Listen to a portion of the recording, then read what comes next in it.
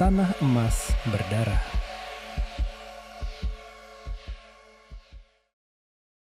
Angin sore selalu berembus lebih dingin di perbukitan itu, seolah membawa sisa napas seseorang yang belum benar-benar pergi.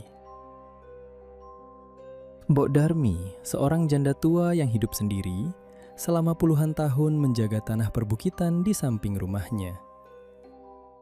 Tanah itu bukan sekedar lahan, itu warisan, itu kehidupan. Hingga suatu hari, ia menemukan serpihan kecil sebesar kerikil, berkilau seperti emas. Ia tak paham apa itu. Maka dipanggillah Bowo, pemuda desa yang katanya paling pintar di desanya karena lulusan perguruan tinggi. "Ah, ini bukan emas, Bo. Cuma batu biasa, tidak ada harganya," kata Bowo santai.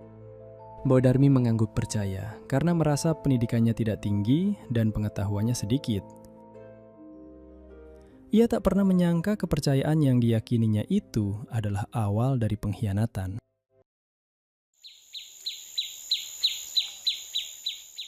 Keesokan paginya, saat mencari kayu bakar, Mbok Darmi melihat sesuatu yang membuat langkahnya terhenti. Di tempat ia menemukan kerikil itu, Bowo datang lagi, bersama dua temannya, Dodo dan Ali. Mereka membawa alat-alat aneh, linggis, palu, alat pengukur tanah, bahkan ada alat yang baru ia lihat dan mengeluarkan bunyi ketika didekatkan ke tanah. Mbok Darmi bersembunyi di balik semak, menguping. "Ah, ini sih emas," bisik Ali penuh nafsu. "Rejeki nomplok," sahut Dodo. Bowo tertawa kecil. "Sekarang kita tahu, ini gunungan emas." Jantung Mbok Darmi seperti diremas. "Ayo cari investor, kita bisa kaya." "Terus Mbok Darmi?" tanya Ali. "Gampang," jawab Dodo dingin. "Usir saja." Atau ia tertawa pelan. Mbok Darmi mundur perlahan, napasnya memburu, air matanya jatuh. "Tanahku tidak akan kubiarkan diambil." Namun tiba-tiba, ranting patah terinjak di bawah kakinya. "Itu Mbok Darmi!" teriak Bowo. "Ayo kejar!" Kejar-kejaran terjadi di antara mereka. Nafas Mbok Darmi terengah-engah. Kakinya tak lagi kuat. Di depannya ada jurang mengadang, dan saat ia menoleh ke belakang, kakinya terpleset. Tubuh renta itu jatuh, menghilang ke dalam jurang gelap. Jeritnya terpotong oleh dentuman keras di dasar. "Hahaha, mati dia," kata Dodo. "Gak usah repot lagi," tambah Ali. Bowo hanya diam, tapi senyum tipis terukir di wajahnya. 2 hari kemudian, warga menemukan jasad Mbok Darmi di dasar jurang. Tubuhnya kaku, mata terbuka lebar, seolah masih menyimpan dendam yang belum selesai. Anehnya, tak butuh waktu lama, Bowo mengklaim tanah itu. Ia berdalih kalau tanah itu diwariskan kepadanya sesaat sebelum Mbok Darmi meninggal. Terasa janggal, namun tak ada yang berani melawan. Bahkan ia mengklaim punya surat tanahnya. Hal yang janggal namun sudah lumrah di negeri ini, sertifikat tanah ganda, palsu, bahkan tanah transmigrasi yang diberikan puluhan tahun bisa diklaim jika ada barang tambang. Bowo tidak bergerak sendiri. Ada Dodo sebagai ketua sebuah ormas, membuat warga tidak berani mengusik. Kemudian ada Ali yang pintar melobi investor dan pejabat, hingga izin tambang bisa berjalan walau tidak sesuai dengan prosedur.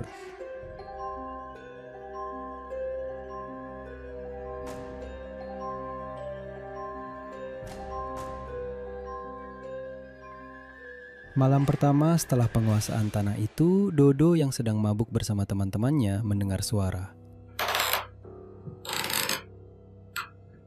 Namun anehnya hanya Dodo yang mendengar. Suara itu seperti ranting patah tepat di luar jendela. Ia membuka tirai. Tak ada siapa-siapa. Namun saat ia menutup kembali, bayangan di kaca memperlihatkan sosok berdiri tepat di belakangnya. Tubuhnya bengkok, wajahnya hancur, mata melotot. "Mbok Darmi!" Balik no, tanahku. Suara itu serak, seperti keluar dari tenggorokan yang remuk. Dodo menjerit. Ia lari tunggang langgang, teman-temannya hanya tertawa, menyangka Dodo hanya mabuk kebanyakan minum alkohol. Keesokan paginya, Dodo ditemukan tewas di bawah pohon terembesi. Lehernya terpelintir ke belakang, seperti jatuh dari ketinggian. Giliran Ali. Ia mulai melihat sosok nenek tua di setiap sudut. Di kebun, di sumur, bahkan di dalam rumahnya sendiri. Suatu malam ia mendengar suara dari bawah lantai. Seperti ada yang mengetuk dari dalam tanah. Saat ia mendekat, lantai itu tiba-tiba bergetar.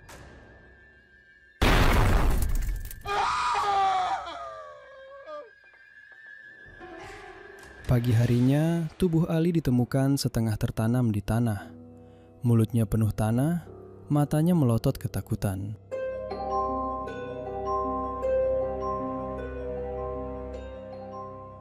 Bowo yang paling terakhir. Setiap malam ia ketakutan, seperti orang stres. Tidurnya tidak pernah nyenyak, setiap hari dihantui rasa takut. Ia melihat kedua temannya yang sudah meninggal selalu datang sambil berkata, Ayo ikut kami, Wo. Kami nggak mau tanpamu. Bowo melempar apapun yang ada di depannya.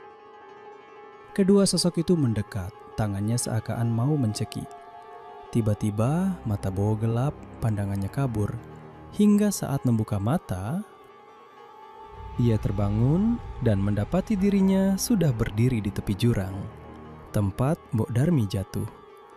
Di belakangnya, suara itu kembali terdengar. Saiki giliranmu. Perlahan, tangan dingin mendorong punggungnya. Tubuhnya jatuh. Namun sebelum menyentuh dasar, ia melihat sesuatu. Sosok teman-temannya yang mengerikan mendekat dan menariknya hingga dasar. Tubuh Bowo hancur, namun jeritannya terdengar sepanjang malam.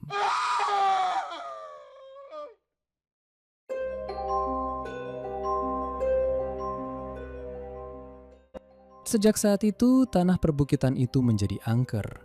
Tak ada yang berani mendekat, namun manusia selalu lupa.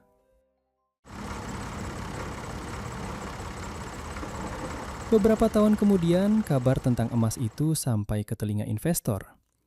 Dengan izin yang entah datang dari mana, alat berat masuk, hutan dibabat, tanah dikeruk tanpa ampun. Dan untuk beberapa waktu, emas memang mengalir. Sampai akhirnya musim hujan datang. Tanah yang sudah kehilangan akarnya tak lagi kuat menahan air. Pada suatu malam, suara gemuruh besar mengguncang desa.